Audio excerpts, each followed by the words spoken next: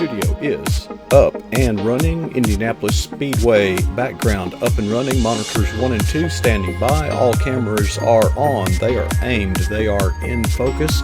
And we will be going and switching to the live studio in 5, 4, 3, 2, 1.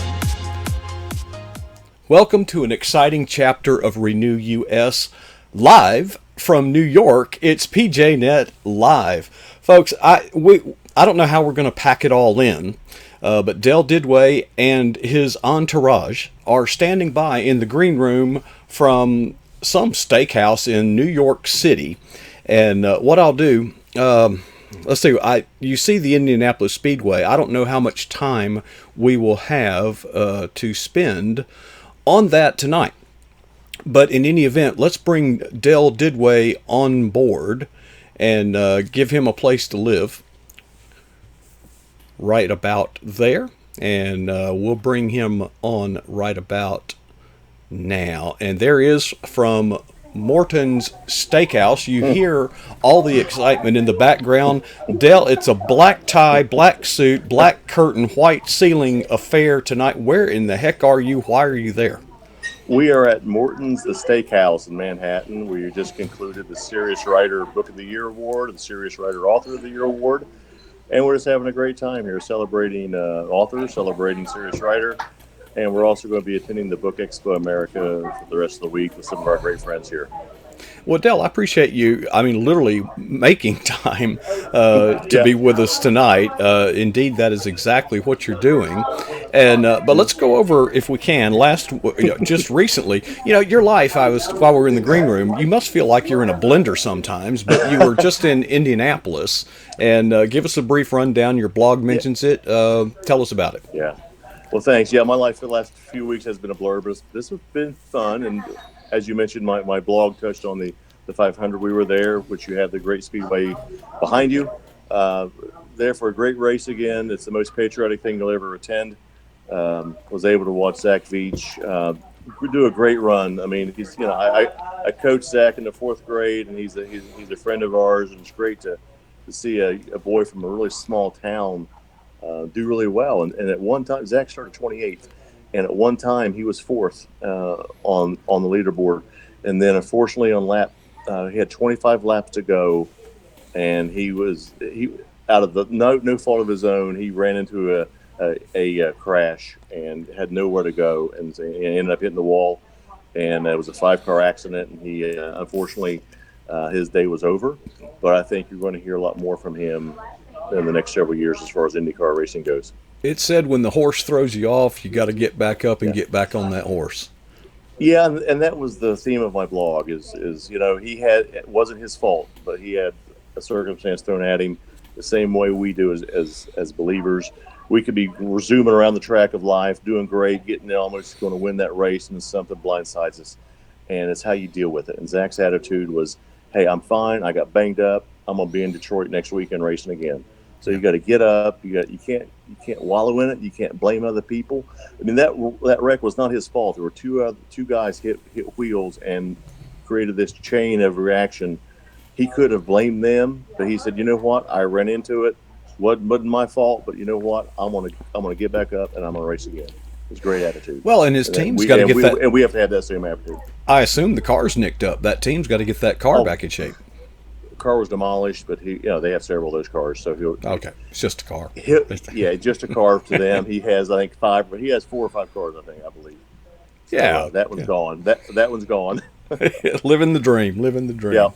Well, Dell, I was inspired, as always, when I read your blog, and I couldn't help but comment. Maybe one day we'll have to spend more time, but one of the tests, I think, of character in any person, in any Christian in particular, is can you be at your best when things are at their worst? And these things say a lot about the character of a person. And Zach Veach has demonstrated a high degree of character in the situation, and I think that the Lord will bless him. I think that he is on a fast track to the top, but I think you are too. But you not only are you doing well, part of the trick here, or maybe I should ask it as a question. It's been said we're birds of a feather flock together. We are known by the friends we keep. You keep some pretty good friends. I have some great friends, and one of them sitting here to my left here. Sure, you don't go in here in a minute. We kid a lot, and we give each other a hard time. But she's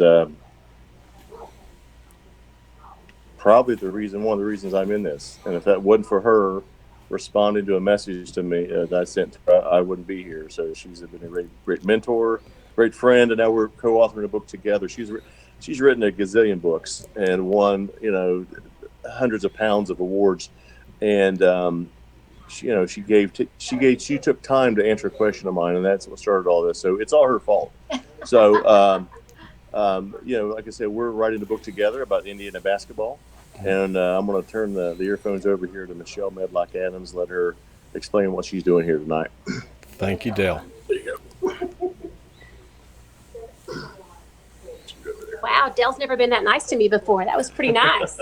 Well, Michelle, he was just talking about how you were the catapult, the catalyst in his writing career, and the thought that came to my mind is you make him look old.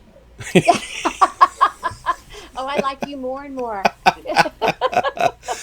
I am not familiar with your work. Dale was trying to brief me on this, but obviously what you do for a living is right. You've written a book or two, right? Why? Yes, I have. Why do you write?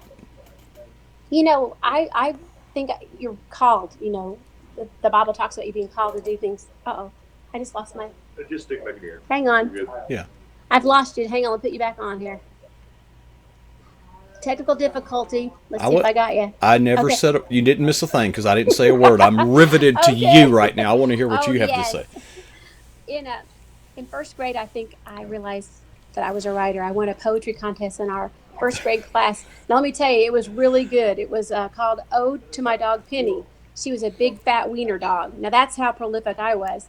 And I won, and I think I got like sparkly pencils and first in the lunch line. And at that point, I thought, okay, I'm not very good with math, but I'm pretty good at writing these stories. And I think in first grade, I realized this is something I'm good at. And I just kept doing it. And then, boy, I edited my newspaper at school, and I always wanted to be a writer after that. There was never a doubt. And so 97 books later, I'm still at it, and I still love it. I mean, we work hard. Dale and I both, we're always working, but it doesn't seem like work. I love it. That's where I was going. When you love what you do, I love what I do, Michelle, and of course it is work. You have to dedicate your time to it. Yes. But do you agree with me that God gives everybody a special talent? Absolutely, I do. Okay. Do you agree with me that it is our duty to use that talent for the kingdom and for His glory? I absolutely do, and I think that's what keeps driving you when you get there. I always teach this when I'm speaking at writers' conferences. I'll say there'll be a day when you'll get 12 or 13 rejection letters. Okay, what just happened, folks, is they're using a Wi-Fi connection there, and we've become disconnected. So I'm going to send Dale a brief message and let him know that we've been disconnected. I was really enjoying what Michelle had to say, so...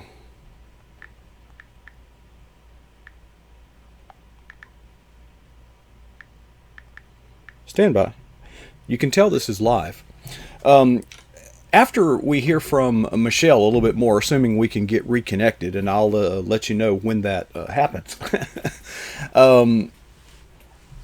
we will also hopefully be hearing from Dell's agent, Kyle Young.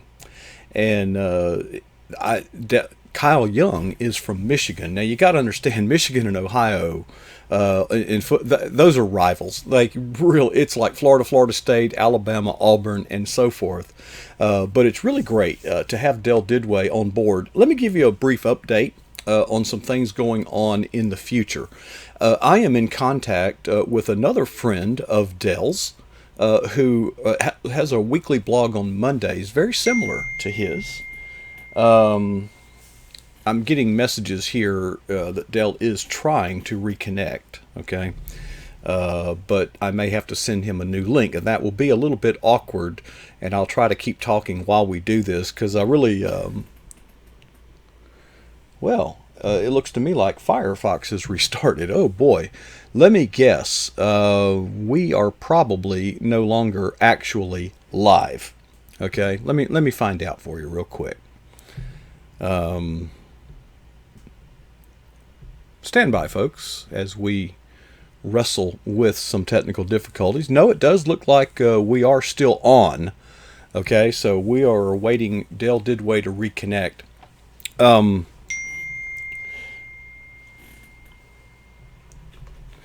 What I'm going to do, if you will bear with me, I will send a new link to Dale Didway, okay?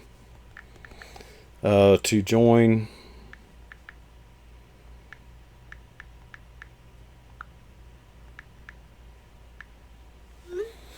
All right.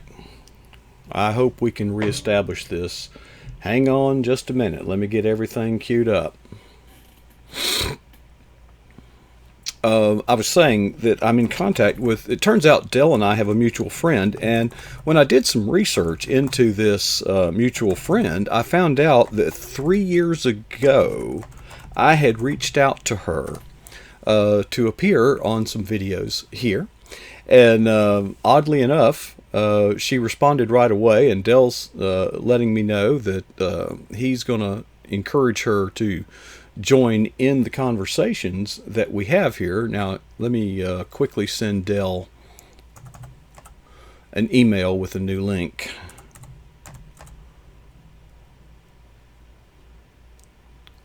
Most live productions like this have a producer, and actually we have a producer, me. So we'll go from there. While we're waiting to see if they can reconnect, in contact with I forget her first name. I want to say it's Becky Lindsay, I believe, and I'll be talking with her as soon as we get off the air here, which could be sooner than you think. If we can't reestablish our connection with Dell there at Mortons Steakhouse in the city of New York.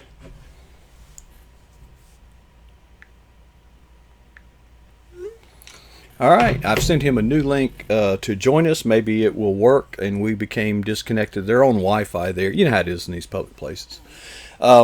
And also, I'll be meeting, as I've been telling you, sharing with you that some of the conservative and Christian leadership in...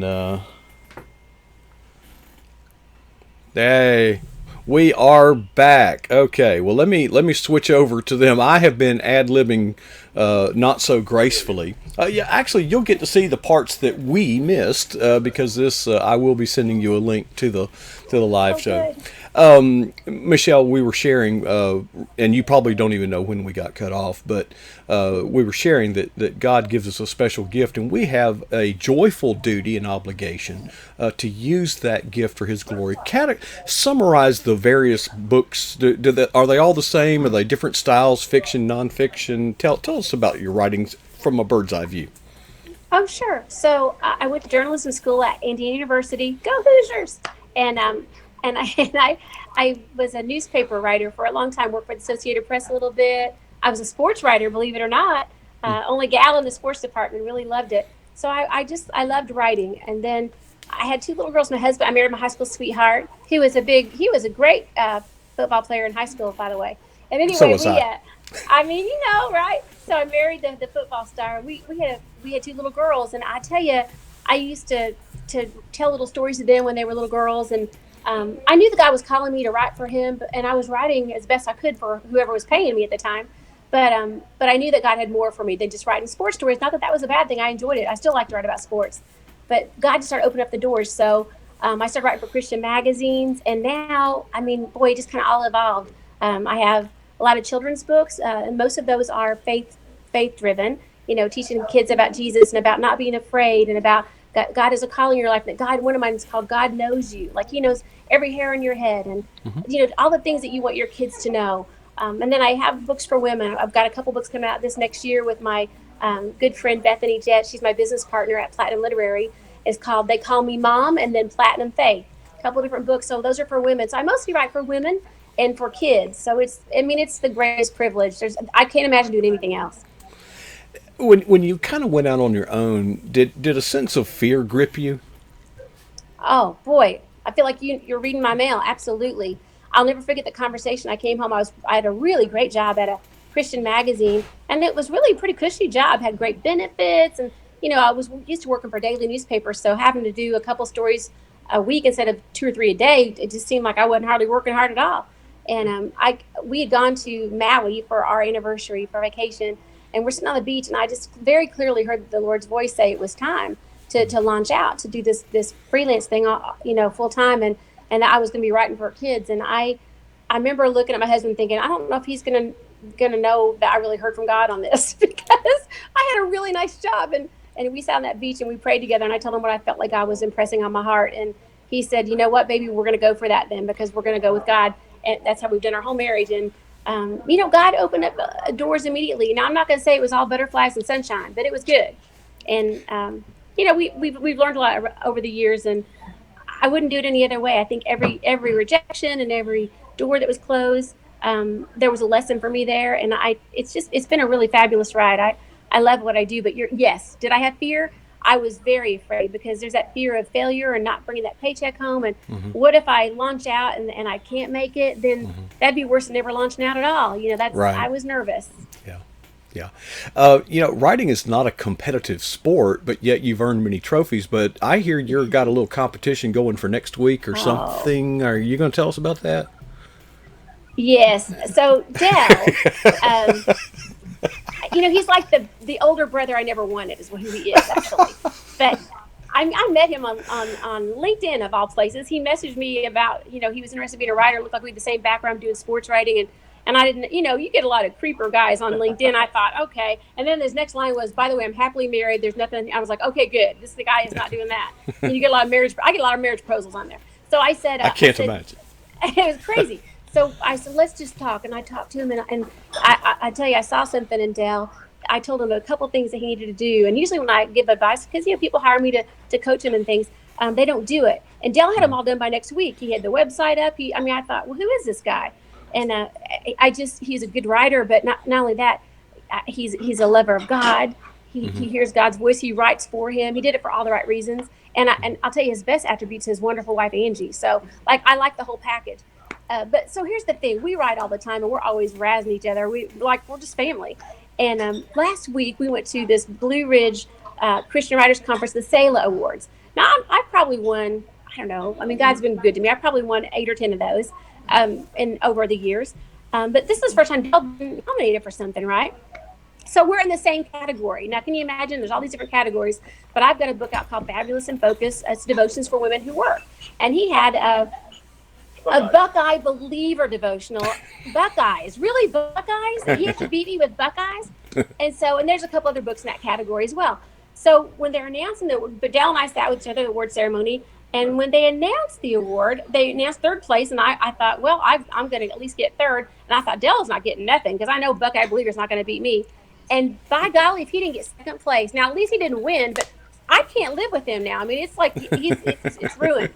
He did. He took second place with the Buckeye Believers, and I know you're not supposed to say hate, but I really hate Ohio State. I'm sorry. So I'm an IU fan. So it was like a double hurt to my heart. But what are you going to do? You know what that reminds me of is one of those, what's the word I'm looking for? Ambivalent moments. I remember my father and I used to play golf, and I never beat him, but one time I almost did. And it's an interesting moment that bonds a father and a son. And I also remember, when you begin coaching, when you start seeing some of the kids that you coached in high school become successful coaches later, and they're doing really good, like better than you.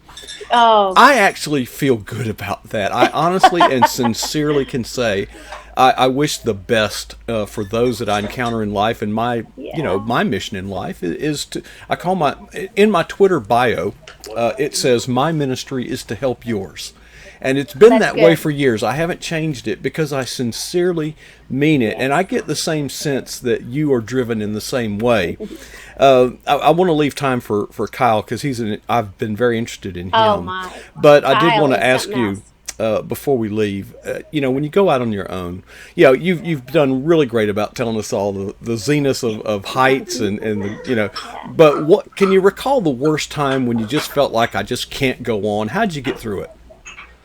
tell you, yes, and I know the exact moment. I was just sharing the story earlier tonight at dinner.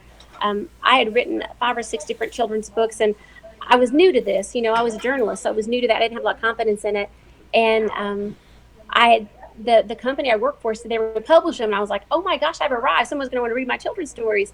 And then they had this big meeting, and they were reading them out loud. And everybody was loving them. And then they let me know, hey, we're going to publish them, but we're not going to put your name on them. We're going to put somebody else's name on them that we think can sell the book better because nobody knows who you are. Okay, I don't think that's very nice. Yeah, that hurt. And that hurt. And you know, it was a thing. And I'd written on company time. I really didn't have any say in it. And I remember driving home, and I was really upset. And I called my husband, and I talked to him about it. When I got home, when I quit crying and stuff. And my husband's a very reasonable man. And you guys, we grew up together, so he knows me better than I know myself. And he said, let me ask you something. He said, would you have written those stories if God had asked you to write them? And I said, well, yeah, I felt like I wrote them for him in the first place. He said, well, let me ask you this. If God had asked you to write those stories and nobody would ever know that you wrote them, would you still have written them? I said, well, of course. He said, then I don't understand what the problem is here. You know, spoken like only my husband could say it. And I thought, you know what, I've got a pride issue. God's probably trying to work that out of me. So it was that day, it was kind of a turning point for me. I thought, you know, this can't be about me. It's got to always be about him. And as long as you can keep that focus and not, no matter how many awards you win or don't win, it's not really going to move you one way or the other because you're not doing it for that reason.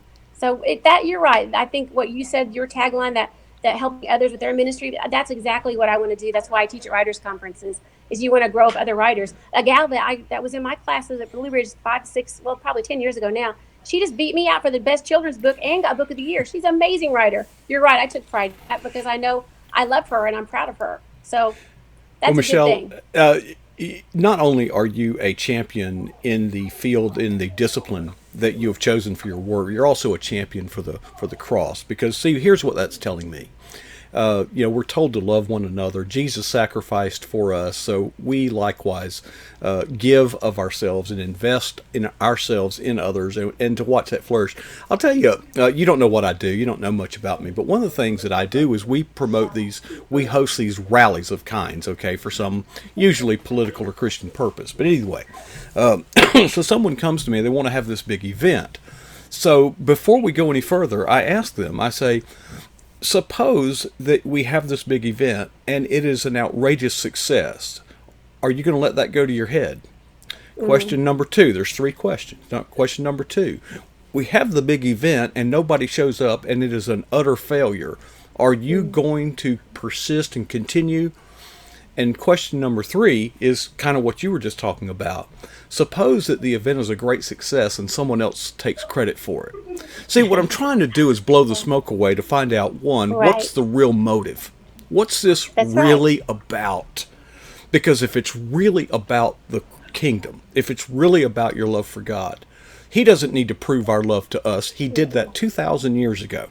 Amen. But we keep asking him to prove it over and over and over, usually it manifests itself in some desire for either material possessions or self-aggrandizement.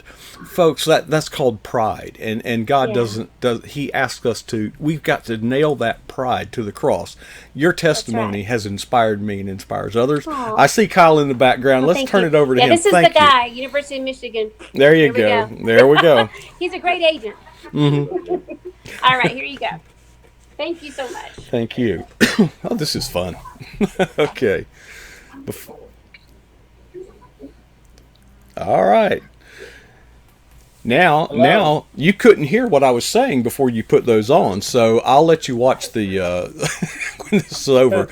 Hey, Kyle, Coach Prasick here. I'm glad to meet you. I feel like I've known you for a very, very long time.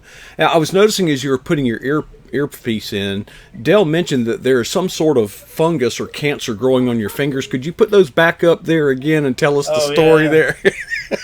Well, yeah, I was on the 1997 National Championship football team in the University of Michigan. So I played for 4 years, and it was the good years, I call it.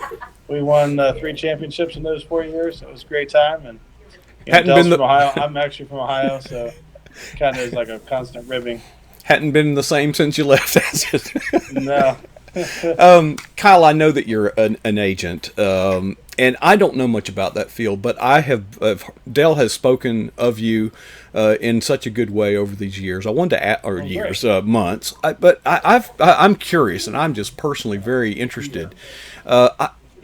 Obviously, if you are an agent for somebody else, you can only take on so many clients. So, what is the process selection? What do you do to qualify when you kind of mark somebody, saying, I want them as a client? What are you looking for? And no, it's a good question. I look for one of three things. I look for either a big idea, something that's been done before, but someone has a unique idea that's never been thought of, or a way to solve that, or a different perspective on it. So that's the big idea. I'm either looking for that or excellent writing, someone who's just, the words just kind of spring off the page. They're just beautifully written. They're well done. Like you just want to keep reading. Or I'm looking for a large platform, someone who has a large audience. And right now I'm looking for 50,000 or plus followers on one social media. It would be a large platform. 100,000 would be even better. And for some of the big publishers, even more than that's necessary. And so if I find one of those things, I'm interested. If I find three of those things, it's a for sure I want to work with them. So, and two, you're just trying to figure out if there's a great fit for me and that person to work together. So I guess I'd have to ask, why'd you pick Dell? Well, Dell had some great ideas. So, like one of the things about him when we first started talking, he's a guy that's a go-getter, and ultimately everything I ask him to do, he does, and then he does like 10 times more than I ask him to do. So, it's hard not to want to work with somebody who will do that much work, and he has like a high production output. He's done like 14 books in the last 2 years. So. It's a crazy amount of work that he can put out. So that's the kind of people I want to work with. And he's been successful because he wants to work hard at it. And the first book he pitched me is not the books we've sold.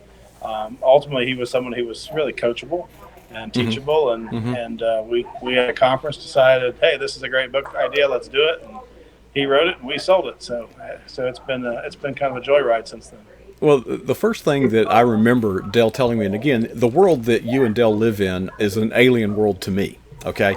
But he was at the Christian Writers Conference where he encountered you, and apparently, I don't know if y'all had shook hands on a deal or not at that time, but apparently someone approached Dell and talked about his book, or an idea for a book, and Dale said your comment to him was, people come here to pitch their book to publishers.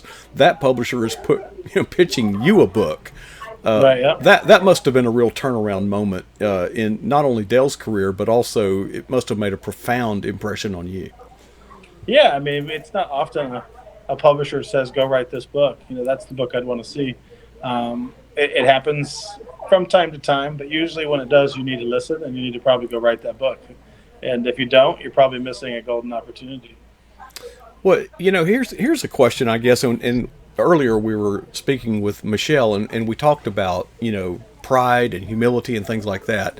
Again, I don't know much about your professional discipline. However, I do kind of know that anybody that's reached some pinnacle of recognition and celebrity usually has an agent. So we know a lot of celebrities, but we don't know many agents.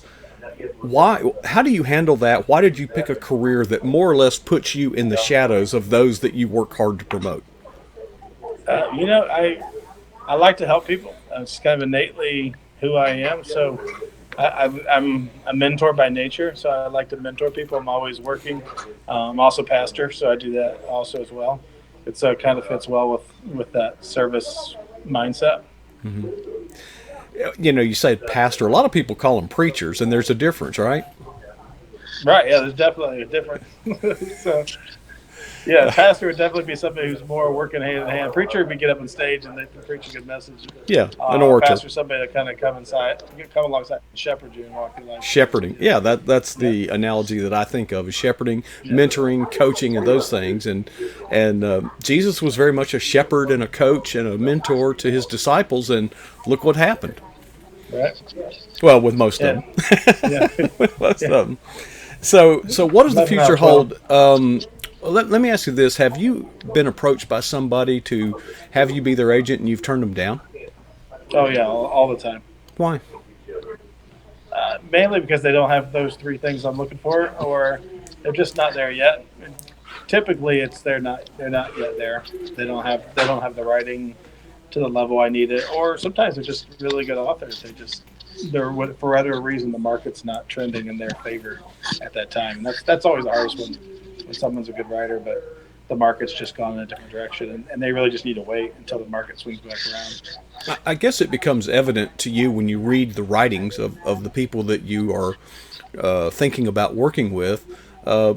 But is there anything that would, in my case, I can recall turning down work because I was doing some technical work, and Planned Parenthood wanted to hire me.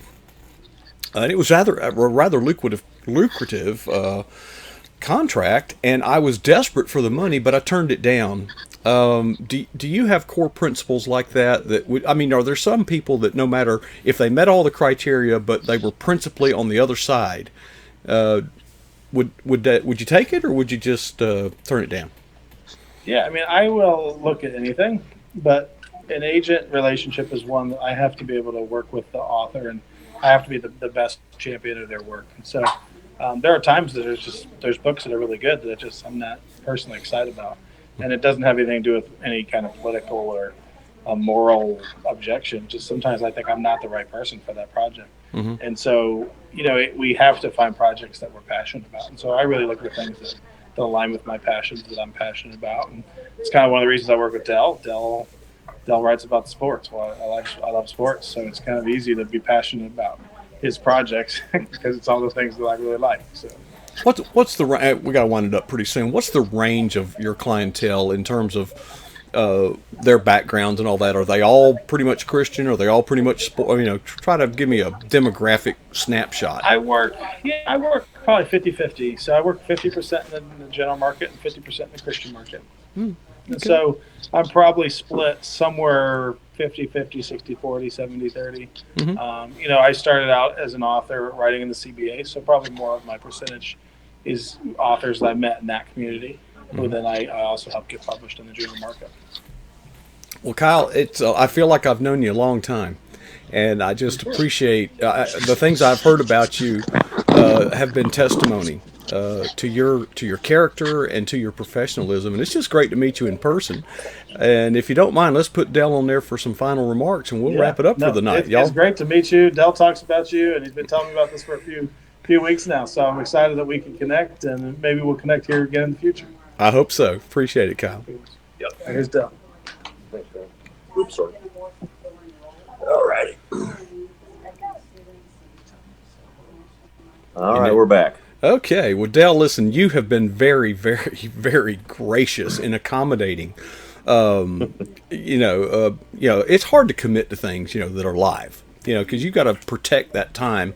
But you have really done a great job of assembling a team of people around yourself, professionally, spiritually, and socially. And I have really, really enjoyed having you and your guest here tonight.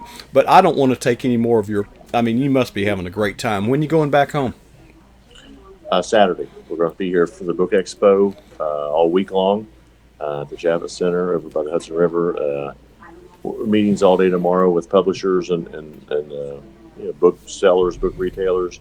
Thursday I have a book signing of my own. We're going to go to Yankees game. We're going to go to a show tomorrow night, do a little bit of fun time. Do a little bit of work Thursday and go to the game. And, Friday as well, and then come home Saturday. Well, Dell, it has been one of the best nights we have shared together, and I thank you so much for putting this on and getting those connections together. Sorry we dropped that connection, but we got through it, and I'll send you the link to this. But thanks again. Enjoy the balance of your evening. Say hello to your wonderful wife, Angie. And, she's right here. I bet she is. And just keep doing the good work for the kingdom, Dell. I appreciate you, brother. Well, it's live from New York, I guess, right? Live from New York. Dell Didway on PJNet Live. Bye-bye. Well, folks, I had fun doing that. I hope you enjoyed it. And Dell Didway is a champion. And you have heard from some people that I have heard from some people tonight that have made my life better and have helped me along in my spiritual walk. And I hope you feel the same way. Well, we're going to turn things over for the rest of the evening. We're going to do some praise. We're going to do some worship. We're going to have some fellowship. And we appreciate you being here and being a part of PJ Net Live.